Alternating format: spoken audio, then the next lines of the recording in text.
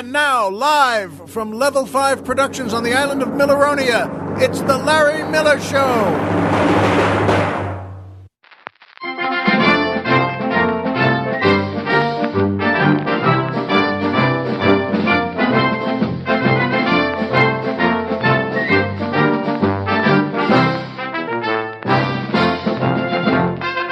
Good evening, Mr. and Mrs. America, and everyone who loves the Super Bowl.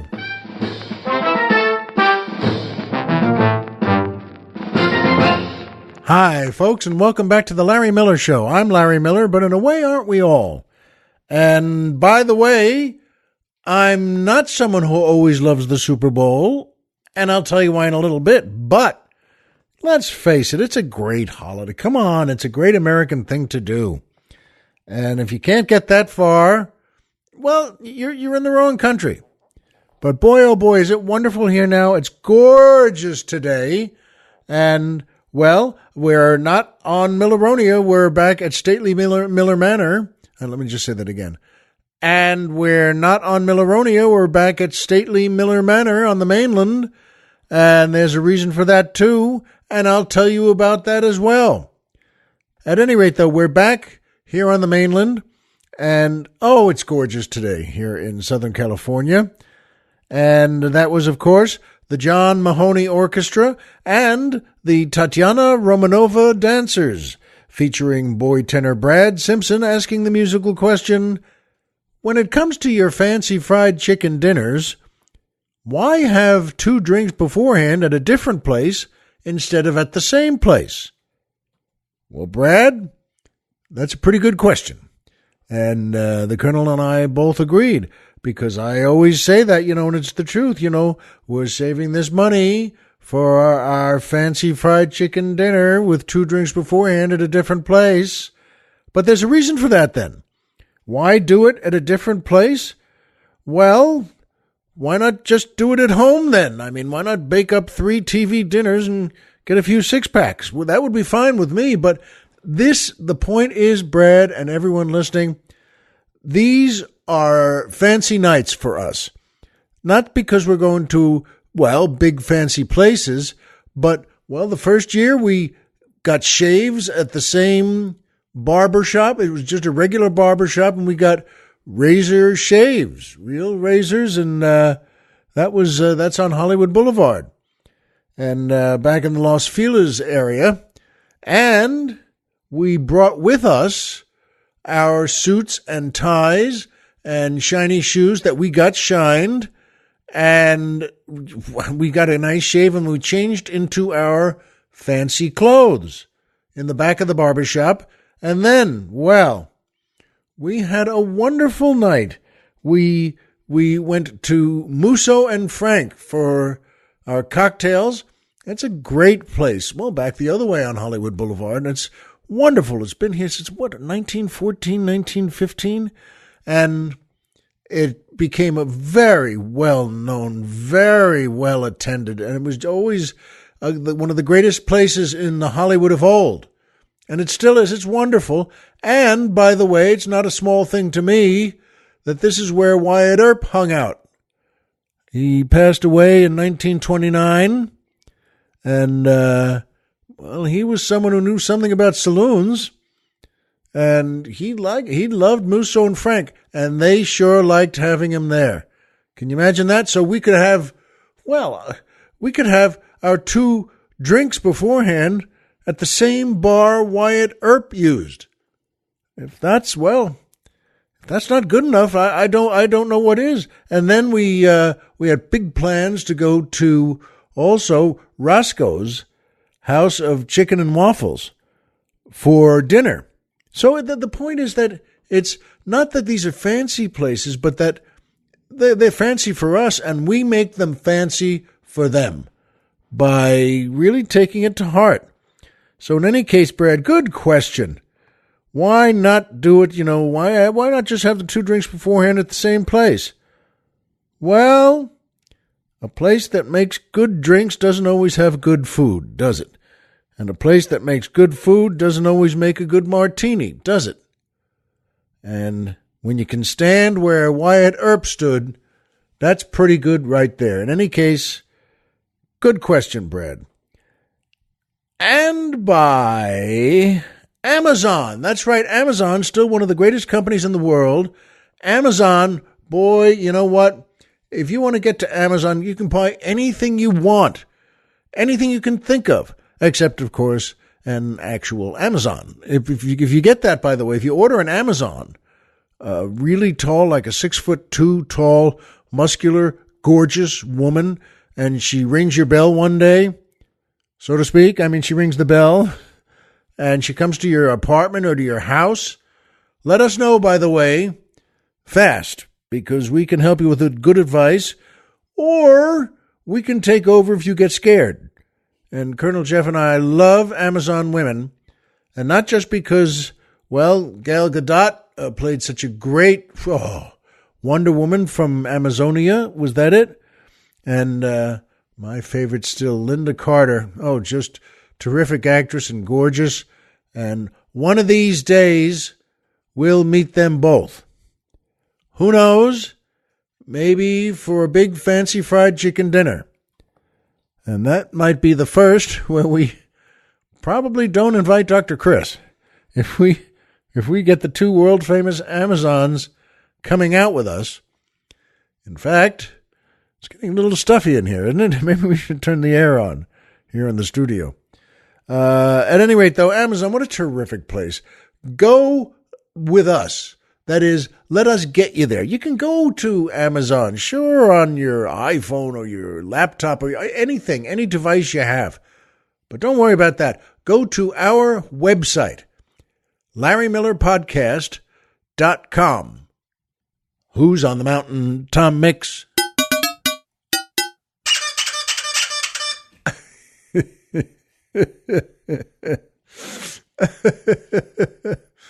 I love that. I love that. Anything Colonel Jeff puts together, because if you love it and if it makes you smile and laugh, there's no need to ask the question of what in the world was that, because it doesn't matter, and you shouldn't worry about it anyway. You should just get that whatever that thing was. Yeah, that thing. And that's good enough, too. And, hell, you should probably take that thing to our, 2 drinks beforehand next time and just, and, let's get the drinks first. Because otherwise they might say, you know what? Wyatt Earp never brought one of those. And, in any case, Amazon is terrific. Do go to our website because we have a special banner that says Amazon. Click our banner. And then go take a nap in your lazy boy chair. Just, you can turn a ball game on if you want, but you don't even need it. Just put a magazine over your head in the den and just take a nap, and we'll get you there.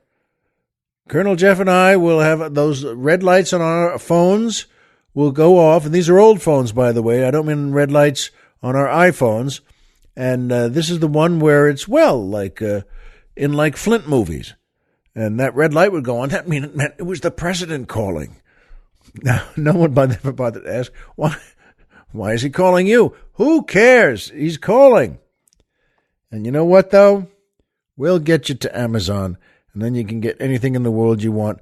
And they send us part of whatever you order. They send us part of the money of whatever you order. And that goes, yes, to our next big fancy fried chicken dinner and 2 drinks beforehand in a different place. So you know what? Yeah, we ought to, one of these days, folks, maybe we'll have a contest and 1 or 2 of you get to come to the fancy fried chicken dinner. And by the way, I mentioned John Mahoney there. And what a wonderful fella and a great actor. And he just passed away a couple of days ago. He was 77 years old. You know him from 1,000 things, from TV and movies. And everyone who met him always said, what a great guy. He was born in Blackpool, England in 1940. He was the 7th of 8 children to his parents, Margaret and Reg Mahoney. And they actually moved out of Manchester to go down south in England. This as well during World War II, and they wanted to avoid the Nazi bombing. And he followed his sister ultimately after the war. His sister was a war bride, which is, as I was saying to the colonel before, that's not a phrase you hear a lot, a war bride. But it was big in those days because a lot of the American soldiers would see, well, beautiful English girls, and they'd say, maybe she'd like to be my war bride. Probably not the phrase they used at the time. Maybe she'd like a pint of Guinness with me and a chance to stroll along holding hands. All right, probably not that either. And their thoughts were, hey, I've got an idea. But she was a war bride, and they moved to America, and that's where John Mahoney came and joined them. And he joined the American Army, by the way, and that's how he became an American citizen and lost his English accent. It was in our Army. He didn't start acting till he was 40. Isn't that interesting? And he met John Malkovich, who thought he was terrific and talked him into joining the Steppenwolf Theater. But boy, so many good movies and so many I'm going to mention one a little later. But you probably know him best as Frasier's father from the TV show Frasier. And Frasier and Niles had that dad, and he was an ex-policeman who was shot and wounded in the leg. But he was great. God bless him. John, you were always terrific. And I mentioned, of course, that the dances are run this week by the great Tatiana Romanova, which was the character's name of Daniela Bianchi in the movie From Russia with Love. And she was wonderful. She was a terrific actress, and she played what they used to call, who's the new Bond girl for the next Bond movie. And this was with Sean Connery, and she was wonderful and lovely. The producers of the Bond movies saw her because she was Miss Universe, or came in second in the Miss Universe contest, and they noticed her, which of course they did. You know, that's another thing. Let's see. Well, we're producers of the James Bond movies. Maybe we should notice her. Not a bad idea. And also starring in that movie was the great Lottie Lenya, who played the bad guy. She's a terrific actress, wonderful actress. And in any case, I like them when we were talking about Mac the Knife. Colonel Jeff had mentioned that the names used of the women, some of the women killed by Mac the Knife, were Suki, and we both remembered one and then the other, Suki Tawdry, Jenny Diver, and Lottie Lenya, and old Lucy Brown, as he sings. I don't think the others were real people, but, well, Lottie Lenya sure was. And in any case, it's worth remembering fondly Daniela Bianchi and the great Lottie Lenya and John Mahoney. God bless you all, and, well, rest in peace, John. And that brings me to my favorite part of the show, the joke of the week. This is a good one. I love telling you jokes, and I think this one you might want to pass along to your friends and loved ones. But the Colonel and I both like this one. It starts out because the first Jewish president is elected. So there's now a Jewish president of the United States. They're coming up to Inauguration Day, and he calls his mom back home in New York and in Brooklyn, and he calls her up and just says, Mom, hi, I just wanted you to know I want you to come down for the inauguration.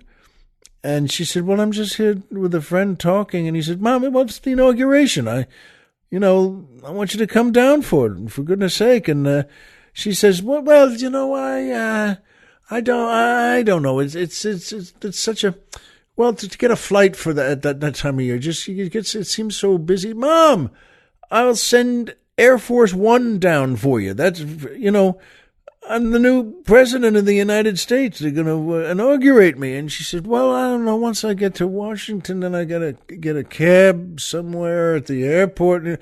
Ma, I'll send the limousine from the White House to pick you up.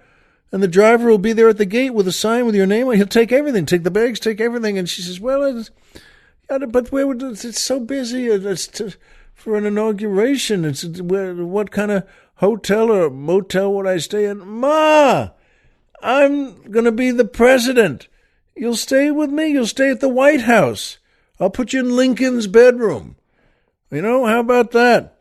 I said, all right. Well, listen, I'm going to go. She says, I've got my friend here, and we're just going to make some tea and have that. Okay, Ma. She hangs up, and the friend says to her, who was that? And she says, oh, that was my son. And the friend brightens up and says, the doctor? And she says, no, the other one.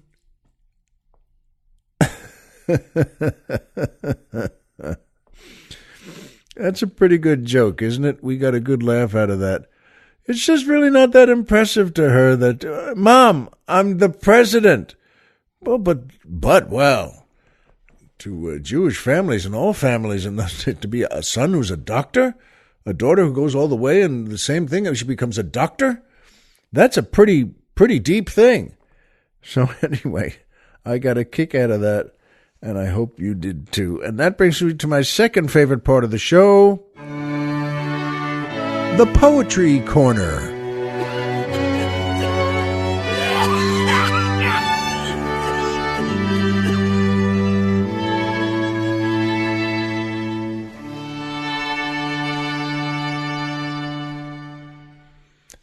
The Poetry Corner. This is a good one. This is called Scotland's Winter by Edwin Muir. He's the great Edwin Muir. He was, Scottish, and he was born in 1887 and died in 1959. And as Colonel Jeff said to me, he said, now, this may be a little bit grim, this poem, but, winter can be grim. And plus, the life he had in Scotland was not easy. That he was born there, and within the same short period of time, his father, mother, and brothers all died. And then when he got old enough, he had a succession of very unpleasant jobs in offices and factories, including a factory that turned bones into charcoal. How about that? How do you like them apples? And, then he got married, and his life turned around. He and his wife collaborated on English translations of German authors. And as I said, and the next day, World War II started. So it was always something with him. But God bless him, he's a great guy. So here we go with Scotland's Winter. Now the ice lays its smooth claws on the sill. The sun looks from the hill, helmed in his winter casket, and sweeps his Arctic sword across the sky. The water at the mill sounds more hoarse and dull. The miller's daughter walking by with frozen fingers soldered to her basket seems to be knocking upon 100 leagues of floor with her light heels and mocking Percy and Douglas dead, and Bruce on his burial bed, where he lies white as May, with wars and leprosy and all the kings before. This land was kingless, and all the singers before. This land was songless. This land that with its dead and living waits the judgment day. But they, the powerless dead, listening can hear no more. Then a hard tapping on the floor, a little overhead, of common heels that do not know whence they come or where they go, and are content with their poor frozen life and shallow banishment. Yeah, that's a little grim there, but then Edwin Muir met a nice woman and got married. and they started on German translations. But anyway, folks, I hope you like that one. And as always, if you do, take a look at it and pass it on to someone else. Scotland's Winter by Edwin Muir. And now I'm at my third favorite part of the show. Triple M, the Magic Movie Moment.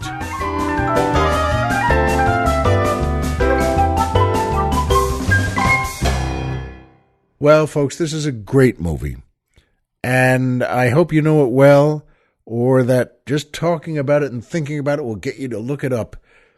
It's from 1987, called Moonstruck, directed by Norman Jewison. What a great director. He's done so much, starring Cher and Nicolas Cage and Olympia Dukakis and Vincent Gardenia and Danny Aiello and John Mahoney as Perry in a great part. The college professor in the Italian restaurant who can't stop chasing college girls in his classes and has a couple of great scenes with Olympia Dukakis. You know, it means the world, frankly, to know. She was so good in that movie, and they all were. I was saying to Colonel Jeff before, that's one of those movies where it's so good, no matter what the nationality is or no matter what the ethnic group is, you want to be that after you see it. It doesn't matter whether it's Swedish or black or Irish. It just doesn't matter. You think, boy, that's so good in that culture, in that neighborhood, with those people. I want to be that.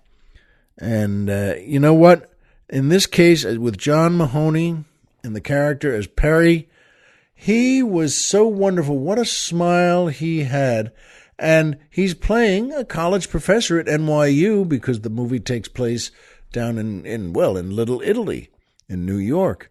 And Olympia Dukakis is out alone for her bite at this favorite Italian restaurant of her, and that she just loves. So she's alone.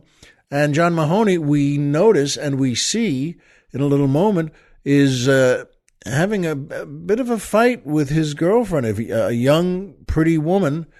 And he's saying, I don't know what you mean. And she said, and her blood is up. And she's, well, you do this, and that. And she throws a drink right on him. Maybe it's a glass of water, maybe it's her drink. And she just throws it right on him, on his chest with the jacket and the shirt. And he's not thrown by that. She storms out, and he smiles again and just shrugs to people watching him. And the great Joe Grafazzi, by the way, is the waiter in that scene. You've seen him in 1,000 things. And but he winds up talking, John Mahoney, he winds up talking to the nearby Olympia Dukakis, who, well, frankly, she shakes her head, and because she sees right through him. And he's, an older man. He was about 45, I guess, in that movie. And he's a handsome fella, and he's got a nice sport jacket and shirt and tie on. They're a little wet, but he smiles, and he asks me, you mind if I come over to join you for dinner? It's better than eating alone. And she says, sure, come on over. Folks, they talk, and you and I can see everything Olympia Dukakis sees. We like this fella, and we want to, but the way it's written and the way John Mahoney plays it, you want to say, what's wrong with you? He's not married, and he has no kids, and, you want to say, he says to Olympia that, that's the way I like it. I like, he's a poetry professor at the university there, and if he sees a pretty student in his class, he'll probably ask her out, and she'll probably go, and it'll probably be fine until it ends just like that one. And it's wonderfully moving, because here in the middle of this story about, love in Little Italy, and so many great characters, and he says they wind up walking home together. She's going to walk him back to his apartment, and they get there on the corner, and he's so likable. and he's smiling again, but it's a real smile. It's the smile of this man, this character, not even of John Mahoney. And he invites Olympia up to, well, let's have a drink. Come on, you want to come up and we'll have a drink? And then, but again, you and I and Olympia see right through him. And she's essentially saying, and says it to him, what are you doing? What are you going to go to do? What does this mean to you? And, you're just like a little boy. Part of it is, he says, well, you don't know what I am yet. And she says to him, I do. Yes, I do. You're a little boy who just doesn't want to grow up. And he gets a little embarrassed, but with the same nice smile. And they separate, and that's it. And he was wonderful in a wonderful movie. John Mahoney as Perry, the college professor who can't stop chasing college girls in his classes. And you know what, folks? No one could do that better than John Mahoney. God bless you. Rest in peace. And that's a great movie, by the way. If you haven't seen it in a while, see it again. It's just so wonderful. Moonstruck. In fact, the Colonel and I were saying we were remembering when Cher slaps Nicolas Cage in the face in his apartment. She, made him a blood red steak because he's so low. And she cracks him right in the face. The reason I'm laughing is it feels so Italian because she cracks him. And I mean, it's not an actor's crack in the face. She, hauls off and says, cracks him in the face in his kitchen there and says, snap out of it. And what I love, and the same with Colonel Jeff, he doesn't budge, doesn't move an inch, meaning just as a strong young Italian man, he doesn't say, ow, or hey, you hit me, or hold his hand up to his face. He doesn't do anything. He doesn't budge. He just stands there and just talks right back and says, you don't understand. I got to get the... And I remember thinking, and Jeff agrees that, you know what? That was perfectly played. And one of these days, I'd like to... I'll run into Nicolas Cage and we'll meet, and I'll say to him at the proper time, I've got to ask you, whose idea was that? Was that yours to be that guy and react that way, or was that something the director, who's a great director, Norman Jewison, was it the director saying to you, you know what, just play this, think about this, and well, it could be either one or both of them. In any case, a wonderful movie. Good work to all of you, and good work to you, John Mahoney.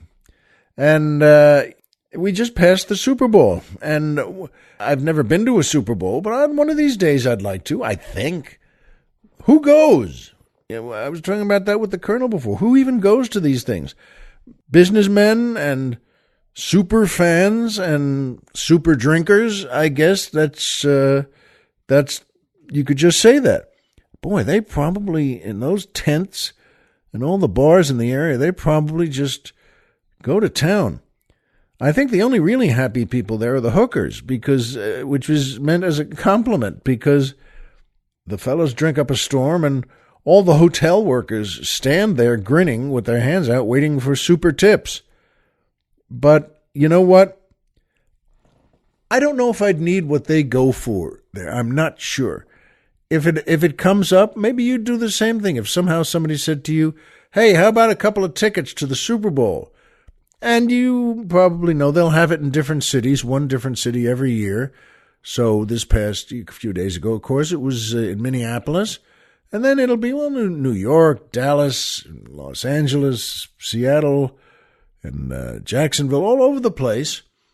And because it couldn't have been, it was cold enough in Minneapolis to really shut out. You wouldn't want to stroll around in that weather. That was, in fact, not possible, probably, to stroll around. But it reminded me that, I've never been to a Super Bowl. I've been to a couple of good baseball things. I saw Chris Chambliss hit that pennant-winning homer at Yankee Stadium, and what a great night that was. That was their first pennant in 12 years, and I was there with my friend Mal, and we saw something that I thought was just great baseball. after the game. Those were still the days when they didn't mind if the fans just streamed onto the field. And they would take, well, you've probably seen all those, filmed shots of fans running after a guy still rounding the bases. And you know what, though? And they take parts of the outfield, parts of the grass there. They try to pick up anything they can for souvenirs. I was going to say to steal, but you know what? I guess it's both. But they didn't mind that. And the cops are there on the field level. They come down at every exit. There are 2 exits in the outfield, one in right field, one in left field. I think that's about it because the cops aren't going to let them in the dugouts and into the locker room. And that's real good duty for a policeman, by the way. In New York, you have to be a hero cop to get your choice of something like that. When I was in the dinner party, the Neil Simon play on Broadway, which was a big thing, we had a great guy named Patrick who also had his choice. He could have been a stadium cop for a while. He saved a lot of tourists, and he had a big gun battle with bad guys and saved them, and he got wounded, but he was healing, and he had healed completely, and he was fine. And he chose Broadway, the Broadway show area, to be a cop and to hang out in a couple of the theaters, make sure everything was okay there. And then he thought, as he told me, he was a great guy.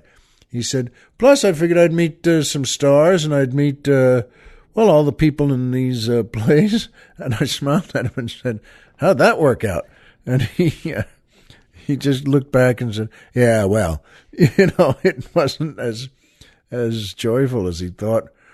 But you know what, folks? I saw with my friend Mal, we were at the second level in Yankee Stadium on the left field side, and we looked across as people were streaming after the game. And the stands didn't have anybody in them. The people had already moved out. But we were there just with our arms folded, leaning on our chins, leaning our chins on our hands, and across the field, perfectly right across the field, a bunch of cops, 5 or 6 cops, and these are, of course, uniformed cops. And they're waiting. They're just guiding and guarding and making sure nobody's, trying to slice a pipe or something like that, underground. And one kid, we saw this. It was just a great New York City kid moment. One kid was still running around on the field like everybody else. And his souvenir was going to be, he was about 12 years old, and he decided his souvenir was going to be one of the outfield walls. You've seen those, not just at Yankee Stadium on TV or maybe in person, but of course all the stadia have these. And he had picked, I don't know whether they're held on by Velcro or big metal loops and hooks, and how they're ever taken off and cleaned, I suppose. And this kid, just, God bless him, he walks over, takes one of these things off. This thing was twice as long as he was tall and twice as wide as he was tall. I mean, it was just how he even thought of this. In any case, he takes it off and he's carrying it right at the cops at the right field exit because he's going to go home with it. That's his souvenir. Now, this is great for the New York City cops and great for him as a kid, too, because they don't move. None of the cops, they've been cops in very tough situations and they don't budge as he's walking at them. Nobody runs over and says, hey, what are you doing? What are you, crazy? But put that down. Put that down right now. And they don't move. And one cop, there's the leader of the crew there, and the other 4 or 5 are behind him there, they're standing on the warning track dirt. And the leader cop, they don't say a word. Now remember, we're across the field, and we see everything that happens now perfectly. The kid walks up, the lead cop, he walks up to the lead cop, and the head cop there doesn't say a word to him, doesn't motion or anything, just looks at him. And the kid, well, we would do the same thing too. The kid just stops walking with the outfield wall under his arm, and he just stops walking. And then after a few seconds, we see the cop says, "Where'd you get that?" Now, we can't hear the voices, obviously, but it was so obvious that he, chucks his head up and the chin just, "Where'd you get that?" Now, here's the great part of this kid. He gives it a shot. He's standing there and we see him, "Well, my brother told me that if you he's giving it a shot. He's not giving up. He's not running away. He's not doing anything. He speaks for about 30 seconds, which is a long time. And the cop is standing there, again, not nodding, just looking at him. And the other cops behind him just looking at him too. And so the kid finishes his little opening speech there. "That's why I knew I could take this, because they said if you could get something like this for a souvenir, then you could take that home." And there's a pause. The kid is finished. And then the lead cop, we just saw with his finger motions at that and where it came off the wall. And he says to the kid, "Put it back." And that's all he says. Not mad, not anything. "Put it back," and points with his finger over there. And here's the beautiful part, the really great part. Another 2 seconds go by, and the kid, what does he do? What would you do? The kid gives it another shot. He goes in again, and he's saying, "No, I don't think you understand, because I know in the paper, in the Daily News, it said that, if you get whatever you get, if the Yankees win, and of course, boy, they won a great game. Chambliss hit a great homer, and the kid is going in again. Now, at this point, the cops behind, kind of like one starts tapping his toe into the warning track dirt, and another one just with a smile just shakes his head, because all of these cops really were thinking what me and Mal were thinking of. Get a load of this kid. This kid's all right. This 12-year-old, not buckling down to anyone, let alone us. And now the lead cop, after the second speech, the lead cop, now with a smile, just points again and says, "Put it back." And the kid looks at him, looks at the other cops, and then he does, well, what a tough kid like that would do. He put it back. He picked it up, and you couldn't carry that thing. Nobody could. Mr. Olympia couldn't carry that thing. And he did. He put it back. And you know what? The game was wonderful, but that was just terrific. And seeing those cops who wanted to say, they wanted to say to him, "Look, this was our shift. The shift's over now. And, the five of us are going to, stroll into one of the bars near the stadium there. We'll have just a beer or two. And then we're all going to go home. We'll go back to our station, switch back into our civvies, and go home." But they don't say that. They just say, "Get a load of this kid." And so did we. So did I, and so did Mal. So, you know what, though? That's why I wanted, though, to have, a perfect Super Bowl Sunday. Nothing's perfect, and you know that, I know that. But this past Super Bowl, I was working that night in Hermosa Beach at the Comedy and Magic Club. And some friends of mine, Leno and Jimmy Brogan and Jim Edwards, are always on that show, and that's their show. It's Jay's show. And you know what? And then he asked me to be on the show because I was there the night before, and I said, sure, you know what? I'd love to. And so I was going to be there. That show starts at 7, but I thought to myself, well, here in Southern California, the game starts at 3, and I could see the beginning of the game at home and have a bite there, and then just jump in the shower at halftime and head down to Hermosa Beach. And folks, what happened then was that it was wonderful. We woke up and we weren't going to any fancy Super Bowl party. And my wife said, you know what? I think I'll go out and get a few things. I think a nice big chili would big pot of chili would be good for a Super Bowl. And I thought, wow, sounds great. And I just did, and plus it fits in with my plan perfectly.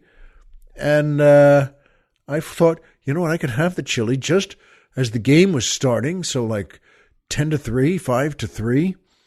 And then I'll watch the first half, and at halftime, again, I'll jump in the shower, put on some nice show clothes, and head down there. And my wife I can't tell you how good it was. She made like a killer chili, and it was delicious. And she had all the bowls set out on the counter next to the pot there, and that she had set out chopped green onions, chives, I guess, and big bowl of shredded cheese, and a big bowl of sour cream, and some chips with melted cheesy, spicy thing or something. But I said to her, boy, oh boy, you went to town here. It's wonderful. And she was going to watch the game. She made a big bowl for herself and went downstairs to her office, and there's a TV in there. She was going to watch in there. And, well, I thought boy, look at this. And I made a big bowl for myself and took it into the bedroom with the doggies were following me. And I said to them, I'll always give them everything that I have, but I don't think chili and onions and such were the best thing for them. And I had a bowl of this chili, and it was so good, I just sort of darted back in just before kickoff for the game. And I made another bowl, not as big as the first one, but I just said, holy mackerel, this is crazy. It's good. And I took it back in the bedroom and finished that off and just put the bowl on the night table next to me. And I said, all right, here we go. And here comes kickoff. Folks, I went to sleep so quickly. I passed out cold. It was like you got hit by a Frankenstein dart, one of those thunk. And I mean, you lean your head back against the pillow. Good night, Irene. And I went to sleep so deeply, I didn't see one play. And the next thing I heard was a voice going, and it's halftime. And I just, and sure enough, your eyes are all filmy and you just, what the, I slept, what was the first half? 2 hours? Folks, I slept every second of it. Didn't see one play, didn't see one huddle, didn't see anything. And I just, well, if you're like me, well, I just kind of chuckled, laughed it off and said, how do you like that? And I took the bowl back into the kitchen and rinsed it out. And, I glanced at all the pots and things sitting around there, but no, I wasn't going to have another bowl of chili there. I just went into our bathroom and brushed my teeth and got in the shower and scrubbed everything and then got out, dried off, got dressed, and said, all right, here we go. It was a little later than I had planned, but I thought I was fine. And I said, how do you like that? And driving down in the car, I thought, well, one of these days. But I laughed at it because that's what I think you should do in life at moments like that. Just say, well, the way it happened, though, folks, was exactly my perfect American Super Bowl Sunday. I did everything great, but never actually saw any of the game. And we did a good show that night, and that was important too. But you know what? If you're looking for something perfect, try something like that. Next Super Bowl, I don't know what city it's going to be in, but I think maybe a couple of cups of coffee while I eat whatever my wife made. May not be a bad idea. I know that, but so do you, because we know the same things. Homer is Homer, and Pluto is a planet. So remember, folks, as always, if you walked out of bed today and had a job to go to and a home to come back to, and someone there who cares about you, folks, the game's over and you've won. No matter what game it is, no matter how super the Sunday is. Be well, and we'll see you here next time.